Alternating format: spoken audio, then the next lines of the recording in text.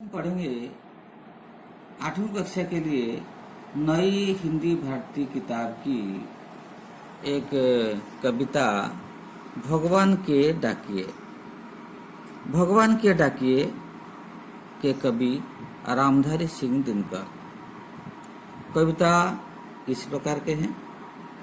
पक्षी और बादल ये भगवान के डाकिए हैं, जो एक महादेश से दूसरे महादेश को जाते हैं। हम तो समझ नहीं पाते हैं, मगर उनकी लाई चिट्ठियाँ पेड़ पौधे पानी और पहाड़ बाँचते हैं। हम तो केवल यह आंकते हैं कि एक देश की धरती दूसरे देश को सुगंध भेजती है, और वह सौरभ हवा में तैरते हुए पक्षियों की पंखों पर तिरता है, और एक देश का भाप दूसरे देश में पानी बनकर गिरता है। ये जो कविता भगवान के डाकिए, डाकिया का मतलब होता है चिट्ठी बांटने वाला या चिट्ठी लाने वाला, जो गांव-गांव घूमकर चिट्ठी बांटता है, वो होता है डाकिया। यहाँ पे कवि रामधारी सिंह दिनकर का कहना है कि पक्षी और बादल ये दोनों भगवान के लिए डाकिए का काम करते हैं। इसीलिए उनका कहना है पक्षी और बादल ये भगवान के डाकिए हैं, जो एक महादेश से दूसरे महादेश को जाते हैं। डाकिया का काम होता है एक गांव से दूसरे गांव को जाता है, लेकिन ये जो भगवान के डाकिए, जो पक्षी और बादल ये जो भगवान के डाकिए हैं, ये क्या करते हैं? ये एक महादेश से दूसरे महादेश को जाते हैं।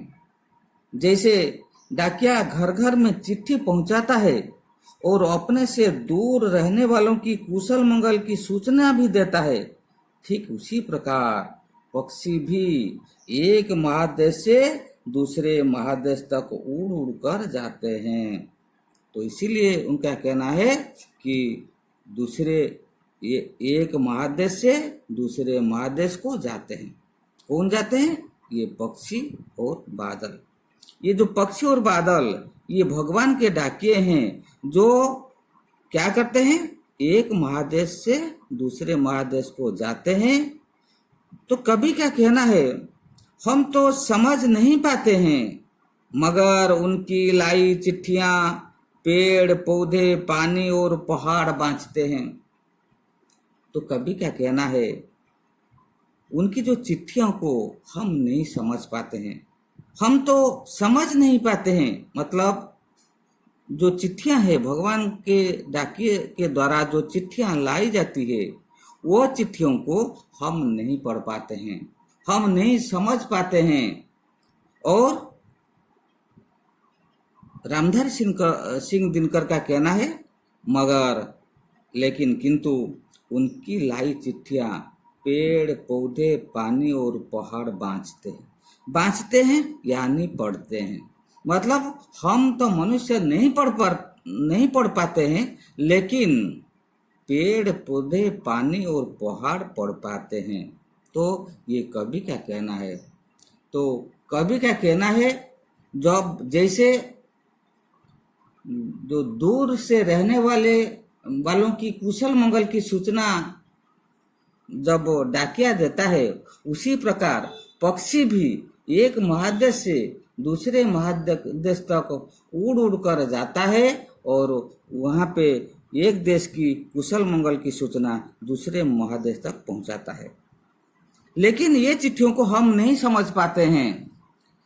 तो कवि का कहना है हम तो केवल यह आंकते हैं मतलब अनुमान करते हैं। हम सिर्फ इसको अनुमान लगा सकते हैं क्या कि एक देश की धरती दूसरे देश को सुगंध भेजती है। हम क्या अनुमान करते हैं? एक देश की धरती मतलब एक महादेश से जब दूसरे महादेश को पक्षियां या बादल जाते हैं, तो वह एक देश की धरती दूसरे देश को सुगंध भेजती है। सुगंध जो अच्छा गंध होता है उसको भेजती है, यानी अच्छा खबर होता है। जैसे चिट्ठियों के द्वारा एक लोगों का खबर दूसरे लोगों तक पहुंच जाता है, उसी प्रकार ये जो पक्षियों के द्वारा, ये बादलों के द्वारा एक देश की खबर को दूसरे देश तक पहुंचा जाता है। तो इसीलिए उनका कहना है कि एक देश की धरती दूसरे देश को सुगंध भेजती है, खबर भेजती है, सुख दुख का खबर भेजती है, आनंद उल्लास का खबर भेजती है। ये इसका काम होता है ये पक्षी और बादलों का। कैसे होता है? वह सौरभ हवा में तैरते हुए, वो जो सौरभ, जो सुगंधित हवा, ये जो सुगंध हो, मतलब जो अच्छी खबर, ये खबर कैसे पहुंच जाता है? वह सौरभ हवा में तैरते हुए पक्षियों की पंखों पर तैरता है। हवा में तैरते हुए, जैसे मछली पानी में तैरता है, उसी प्रकार ये हवा भी, ये सौरभ भी हवा में तैरते हुए पक्षियों की पंखों पर तैरता है। जो पक्षी उड़ता है, उड़ते समय उनका जो पंख होता है, तो उसी पंख पर वो ये जो हवा तैरता है, मतलब चला जाता है, और एक देश का भाप दूसरे देश में पानी बनकर गिरता है। तो